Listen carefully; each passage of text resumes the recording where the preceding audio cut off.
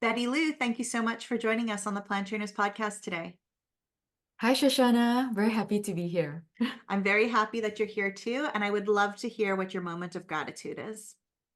My moment of gratitude is I'm really grateful every morning that I get to create whatever I have in my imagination and bring beautiful products and snacks and awesome food to many shelves around the world.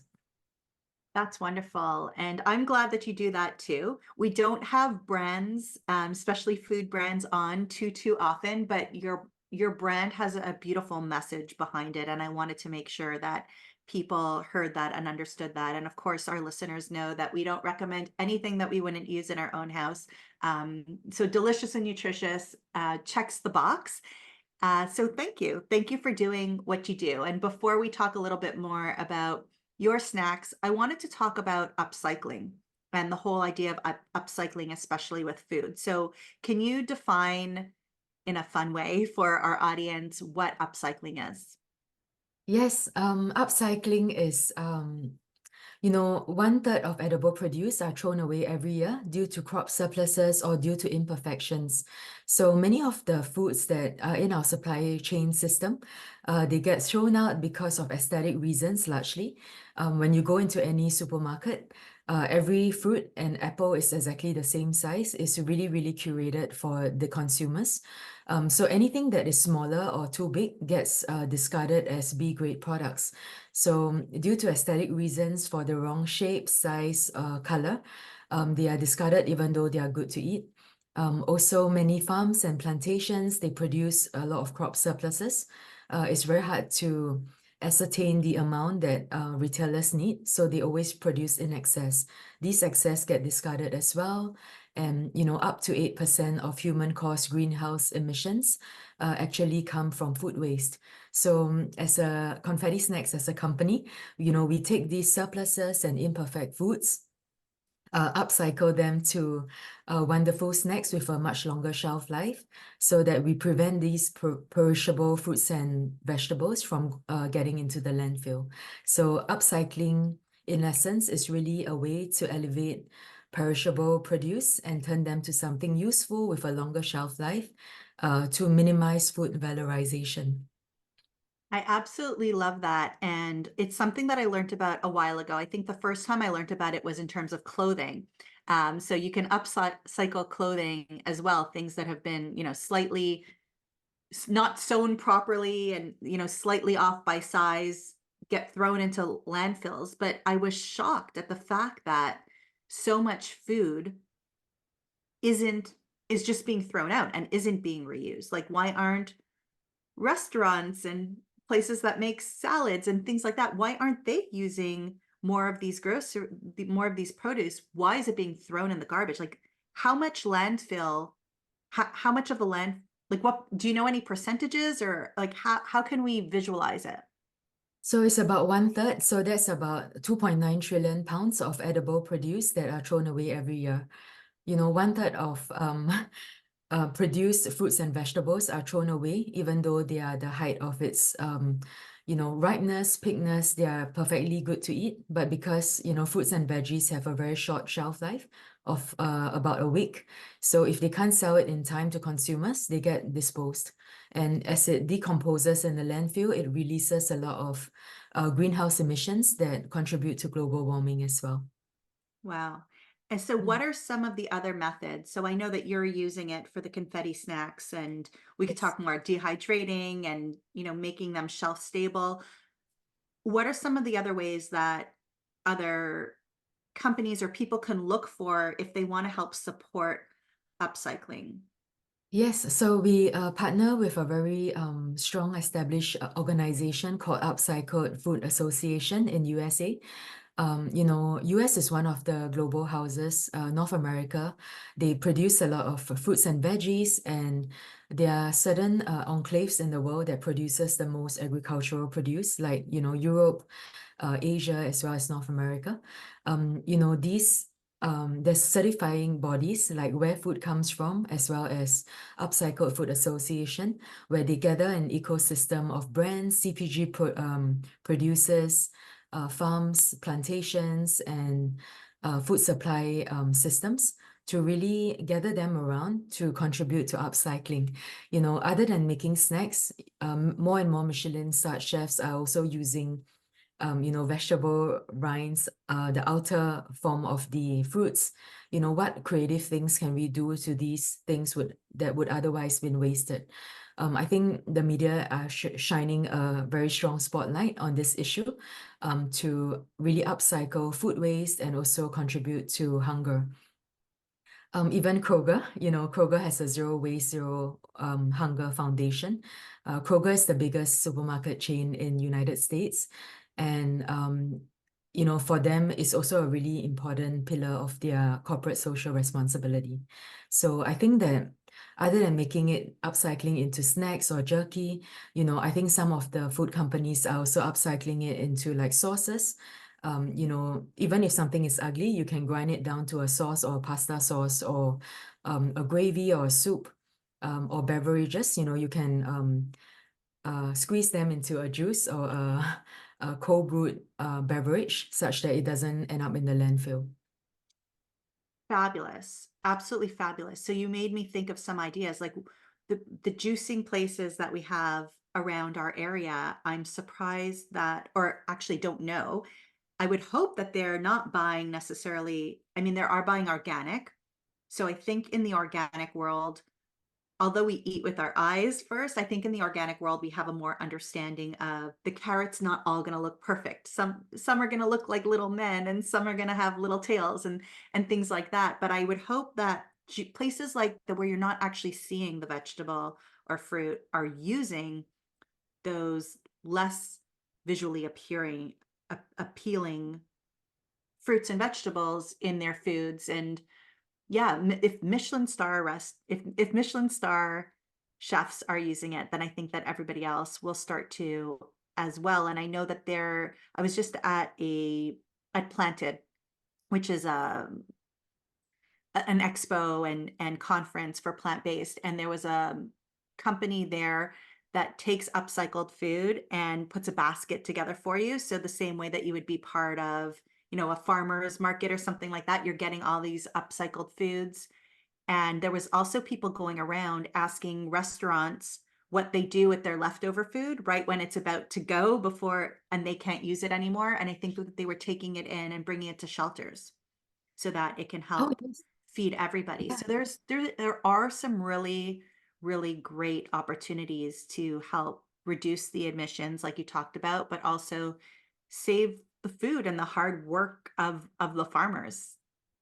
Yeah, absolutely. And it is a huge creative outlet as well, you know, because as an intelligent species of Homo sapiens, you know, how can we actually resolve this huge issue, you know, combining efforts to resolve food waste and hunger. And I think there are a million and one ways that we can upcycle these colorful ingredients to something delicious and tasty and also good for the environment. Absolutely. So tell me more about the confetti snacks because we do get a lot of people reaching out to us, and most of the time, I actually say thanks, no thanks, not for us here at the Plant Trainers podcast. But when I saw your PR team reach out with the confetti snacks, I was like, okay, I got to taste these. These are amazing whole foods. So talk to us a little bit more about what you're doing and your creative outlet there. Yes, absolutely. So, Confetti was a brainchild of a really long adventure I did. So I actually, you know, retired when I was 27 and I did a round the world trip visiting more than 50 countries across a span of about 4 years. And, you know, as I was traveling, I noticed that food is a singular thing that brings people together, despite the fact that I may not speak their language.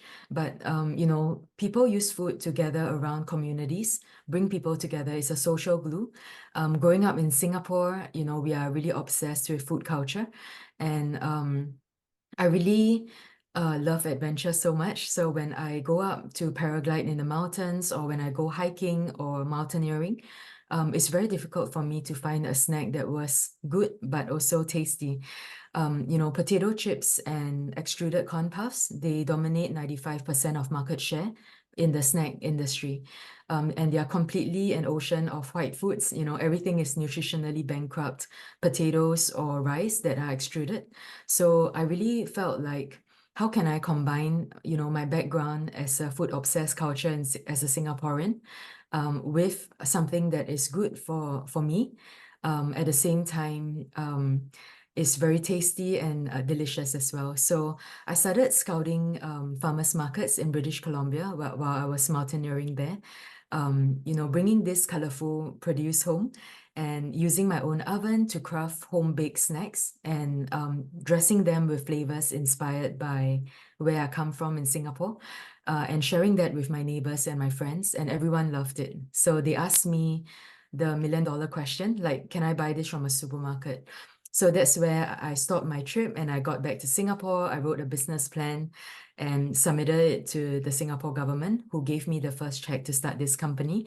And I launched this in pop-up events and festivals and farmers markets, and people really loved it. So I started raising venture capital and slowly scaled it. And now we are in about 8 countries across US, Europe, and Asia. We are also the first vegetable chip to be featured in the Michelin Guide, and we have won many awards like the Best Gourmet Snack Brand of the Year by APAC Insider. So Confetti, the premise of it is really about how can we be the ultimate anti-potato chip? There are literally thousands of fruits and veggies in the plant kingdom. So why is 95% of the snack industry dominated by potato chips? I don't understand that. So we use amazing whole vegetables like carrots, radishes, mushrooms, okra.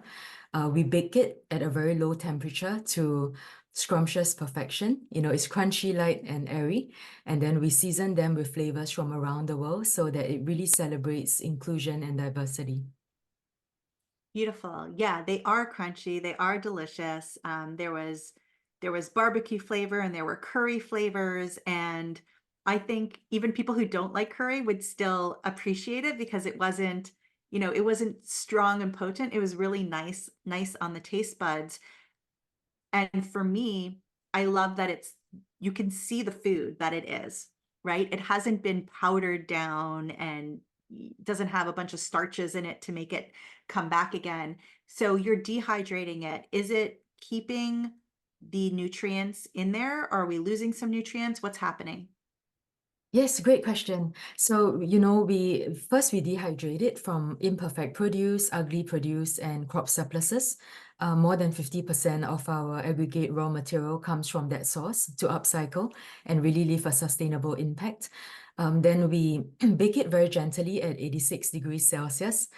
Sometimes some fruits and veggies at a slightly elevated temperature actually releases more antioxidants and vitamins.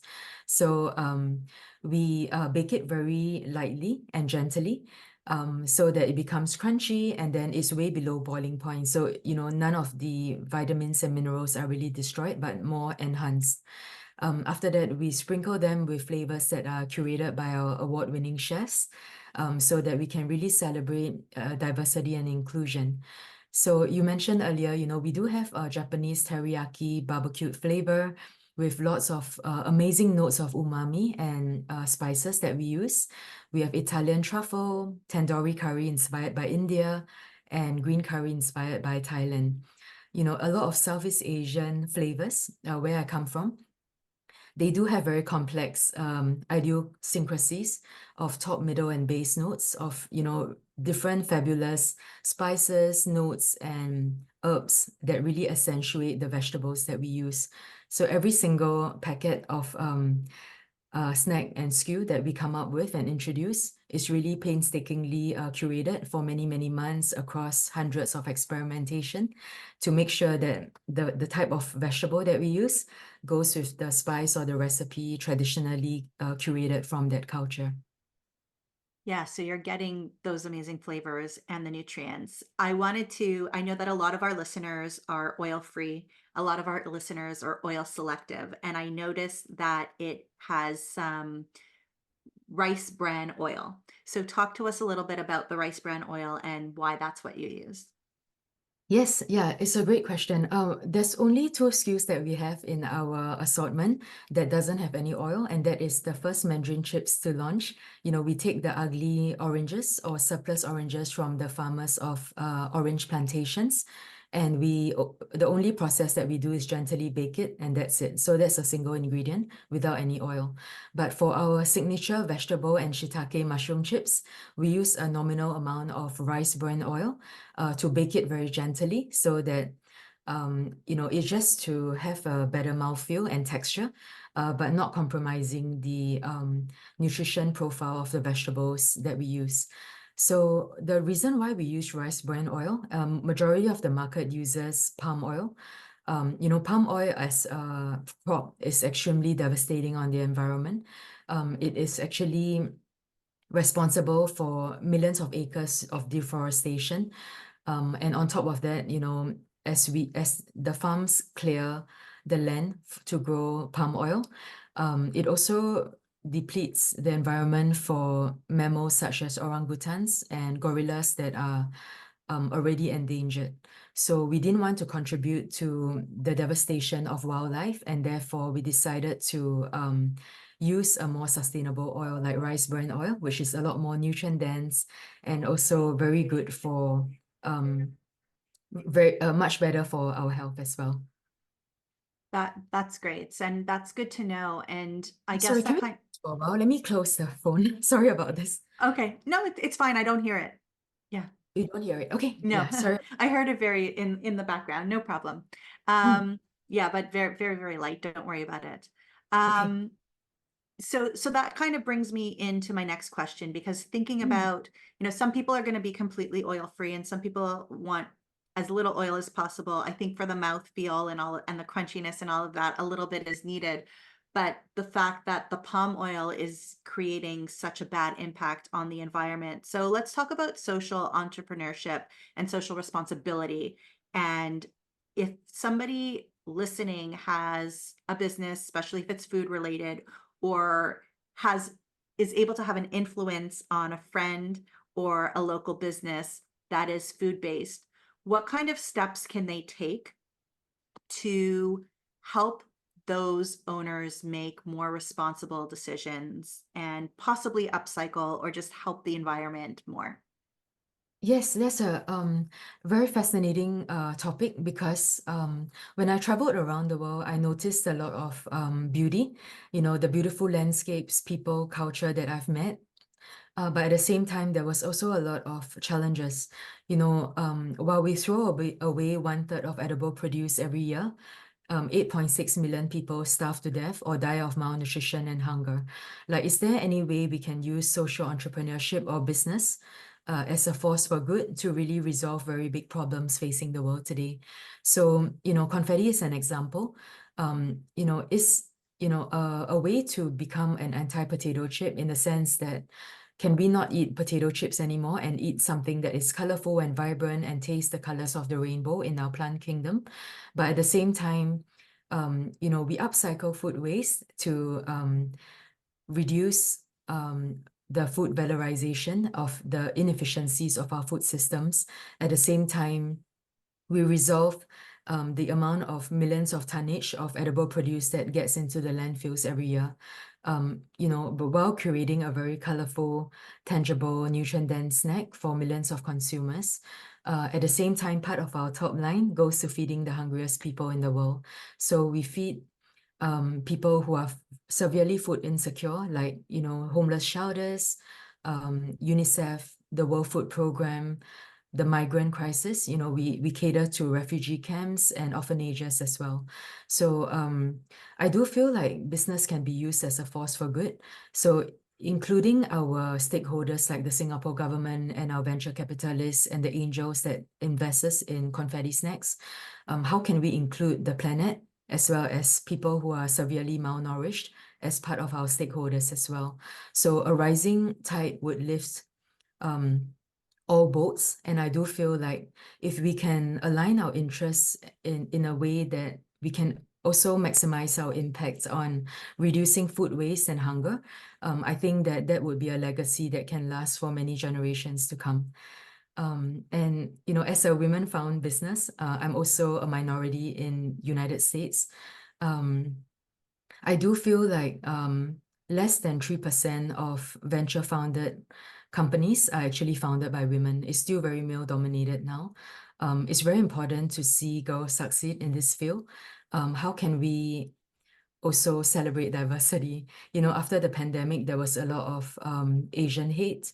Black Lives Matter movements is very prevalent as well. But I do feel like food can be used as a social glue to bring people together. And if people can unite based on the diverse cultures and culinary recipes that we infuse, it sends a deeper message about celebrating diversity.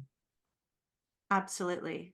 Absolutely. And I love that. And food is really at the foundation of so many different cultures. My mom used to tell me and Adam that we used to just travel the world because we wanted to taste the food, not because we wanted to see the world, which wasn't true. It was kind of 50-50. But we really did love all the different tastes of the world, and bringing them home and starting to make them at home as well. So what if people wanted to take more social responsibility and wanted to help the world and have more upcycling in their life, what tools or what steps would you recommend that they take right now? I would say, firstly, I am a huge fan of Shark Tank. So I watched every single episode of the 16th season so far, and I really loved it. So I remembered my lecturer in university in Singapore. The first thing he told us was, as an entrepreneur, you want to think big. Creating a company that helps 5 people versus millions of people would take the same amount of work. Business is so challenging. You have so many fires to solve every day. You have a lot of challenges thrown at you. It's probably the hardest job in the world. So I do feel like that mental fortitude to prepare for that challenge is very important. But at the same time, it's so meaningful. I do feel like his challenge to us was that to create something from 0 to 1 billion and 1 billion back to 0. So can you create $1 billion brand and by the end of your lifetime, donate every cent back to help people? And that's how you affect millions of people in your lifetime. And that's the message that he thrown at us. And he really wanted us to smash every glass ceiling that you can imagine and really think beyond on what you really can actualize. I think no one starts a business with no passion. I think passion is so important, and that would drive us through very dark days where you feel like it's impossible to go up this hill. And it can be really, really difficult. And I think that everyone is on this planet with their own God-given talents. And how can you use business? I think business is really the biggest singular thing that you can create that can impact a lot of people as you scale it. And I do feel if they can look past their own mental limitations and really think beyond on like, how can I create $1 billion business? And that actually removes a lot of psychological barriers, and you would find everything that you need, talent, resources, venture capital. If you really set your mind on something, it's a snowball effect. And I think that you would start attracting resources and people to help you. Beautiful. Wonderful. Well, Betty, thank you so much for being on the Plant Trainers podcast today. We're going to link to your links, your website, and your Instagram at the show notes at planttrainers.com. If somebody is interested in learning more or looking for you, is there anywhere else that you'd like them to go, or let us know what your website and Instagram are? Yes, so it's confettisnacks.com, and the Instagram handle is also confetti snacks. We are going to launch in Walmart in summer, and very excited to be already in about 3,000 locations of specialty stores, Shell gas stations and supermarket chains across 49 states of US. We are also in 5 countries of Europe, and of course, our home country of Singapore. Yeah, so very excited. Thanks for having me on the show.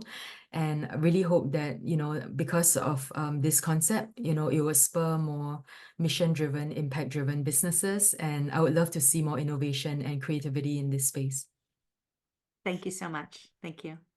Thanks, Shoshana.